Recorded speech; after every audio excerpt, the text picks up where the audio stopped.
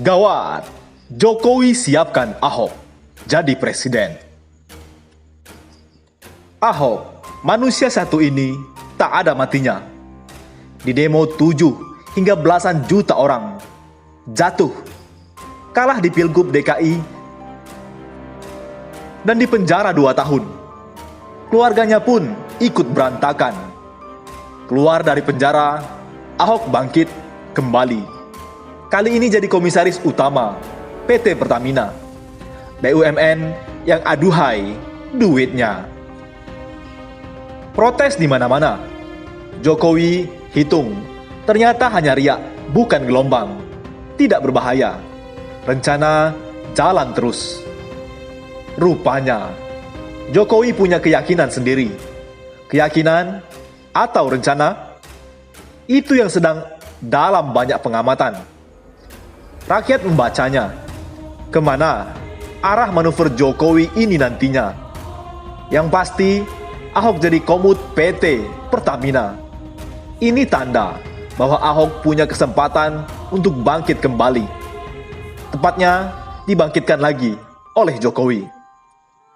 Belum tampak hasil kinerjanya sebagai komut di Pertamina. Jokowi sebut-sebut Ahok akan jadi calon kepala badan otorita ibu kota baru. Sepertinya Ahok adalah calon terkuat. Meski ada nama Bambang Brojonegoro, Abdullah Azwar Anas, dan Tumiana. 3 nama yang disebut belakangan boleh jadi sekedar cadangan. Cadangan hanya akan dipakai jika Ahok gagal. Berpotensi gagal jika Ahok diprotes hingga membuat gelombang yang besar. Selama protes terhadap Ahok masih tidak masif, apalagi hanya riak-riak kecil di medsos, atau paling banter di acara ILC, peluang Ahok jadi kepala badan otorita ibu kota baru sangat besar. Protes tak masif artinya tidak membahayakan terhadap posisi Jokowi. Sebaliknya, jika protes mulai membahayakan, mungkin Jokowi akan berhitung lagi. Ahok bisa ditarik mundur selangkah. Seandainya pun Ahok gagal sebagai kepala badan otorita ibu kota baru, itu tak lantas karir Ahok berhenti di PT Pertamina. Masih akan ada posisi-posisi strategis yang disiapkan untuk Ahok ke depan. Tentu sebelum Jokowi turun dari kursi presiden. Jabatan komut PT Pertamina diduga oleh banyak pengamat hanya sebagai batu loncatan atau Ahok Reborn. Analisis ini seolah mendapat pembenaran ketika Jokowi mengumumkan Ahok sebagai kandidat kepala badan otorita ibu kota baru. Ini clear, jelas. Tak lama setelah nama Ahok disebut sebagai kandidat kepala badan otorita ibu kota baru, lagi-lagi Jokowi membuat sebuah pernyataan mengejutkan. Tidak masalah, Presiden Indonesia itu non-Muslim. Publik ramai. Jokowi dianggap seolah-olah telah menyiapkan perahu politik untuk Ahok yang notabene non-Muslim sebagai Capres 2024. Analisis ini masuk akal, mengingat belum ada nama kandidat yang potensial di luar Anies Baswedan. Survei elektabilitas Tito Karnavian, orang dekat Jokowi, masih sangat rendah. Sementara Puan Maharani, Ganjar Pranowo, dan Risma selain masih sangat rendah, juga bukan calon Jokowi. 3 kader PDIP itu milik Megawati. Kecil kemungkinan Jokowi berpartner dengan Megawati di Pilpres 2024. Di acara ILC, peluang Ahok jadi kepala badan otorita ibu kota baru sangat besar. Protes tak masif artinya tidak membahayakan terhadap posisi Jokowi. Sebaliknya, jika protes mulai membahayakan, mungkin Jokowi akan berhitung lagi. Ahok bisa ditarik mundur selangkah. Seandainya pun Ahok gagal sebagai kepala badan otorita ibu kota baru, itu tak lantas karir Ahok berhenti di PT Pertamina. Masih akan ada posisi-posisi strategis yang disiapkan untuk Ahok ke depan. Tentu sebelum Jokowi turun dari kursi presiden. Jabatan Komut PT Pertamina diduga oleh banyak pengamat hanya sebagai batu loncatan atau Ahok Reborn. Analisis ini seolah mendapat pembenaran ketika Jokowi mengumumkan Ahok sebagai kandidat kepala Badan Otorita Ibu Kota Baru. Ini clear, jelas. Tak lama setelah nama Ahok disebut sebagai kandidat kepala Badan Otorita Ibu Kota Baru, lagi-lagi Jokowi membuat sebuah pernyataan mengejutkan. Tidak masalah, Presiden Indonesia itu non-Muslim. Publik ramai, Jokowi dianggap seolah-olah telah menyiapkan perahu politik untuk Ahok yang notabene non-Muslim sebagai Capres 2024. Analisis ini masuk akal, mengingat belum ada nama kandidat yang potensial di luar Anies Baswedan. Survei elektabilitas Tito Karnavian, orang dekat Jokowi, masih sangat rendah. Sementara Puan Maharani, Ganjar Pranowo, dan Risma, selain masih sangat rendah, juga bukan calon Jokowi. 3 kader PDIP itu milik Megawati. Kecil kemungkinan Jokowi berpartner dengan Megawati di Pilpres 2024, gabung dengan Mega. Jokowi pasca pensiun hanya akan jadi anggota biasa di PDIP, tidak berpengaruh.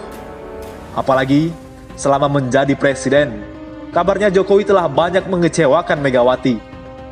Maka akan jauh lebih strategis jika Jokowi punya calon sendiri.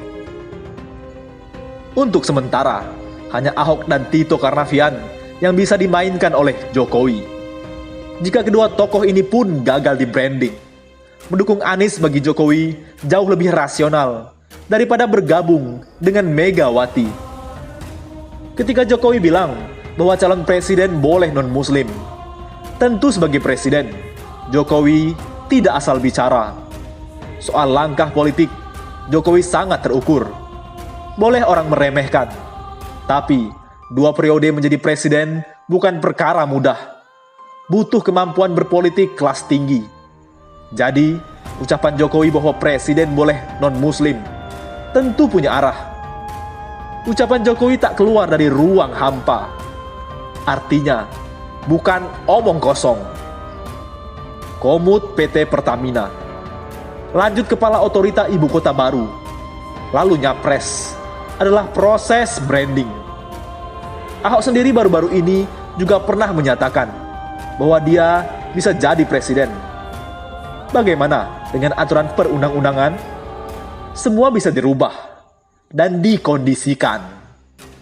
Parlemen saat ini ada di genggaman Jokowi. Persoalan sesungguhnya bukan di aturan, tapi bagaimana hasil survei elektabilitas Ahok. Itulah yang akan jadi variabel untuk menentukan.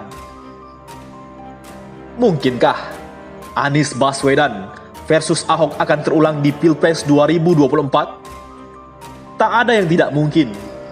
Jika itu terjadi, tentu akan jauh lebih panas dari Pilgub DKI 2017 dan Pilpres 2019. Benturan sosial mungkin akan jauh lebih dahsyat. Politik identitas yang terakumulasi dengan kekecewaan terhadap kekuasaan akan memicu terjadinya gelombang aksi massa dan benturan sosial. Secara objektif, berbasis pada pertama, analisis Pilgub DKI 2017, dan kedua, melihat psikologi dan karakter rakyat Indonesia, maka rivalitas Anies versus Ahok di Pilpres 2024 tidak hanya akan membuat benturan sosial, tapi akan berpotensi terjadinya perang saudara. Tentu ini adalah prediksi. Bagi kelompok tertentu, Ahok dianggap ancaman tidak saja terhadap agama Islam yang dipeluk mayoritas rakyat, tapi juga bangsa dan negara. Ini sebuah analisis yang baik sekiranya disurvei datanya di lapangan. Bukan hanya survei elektabilitas berbasis kuantitatif, tapi juga survei etnografis untuk membaca potensi konflik jika Ahok dipaksakan untuk nyapres. Bikin penasaran? Ini kata netizen dari Facebook. Andreas Berdi, saya sangat setuju Ahok jadi presiden, tapi di Wuhan. Kata Rahmat Jalu, Selama KPU-nya kayak sekarang, ya mungkin pastinya gol. Tinggal BUMN mana yang siap-siap ambruk setelahnya. Kata Dara Indah, penguasa zolim, kan udah menguasai KPU Bawaslu plus aparat keamanan. Siapa yang mereka calonkan pasti menang.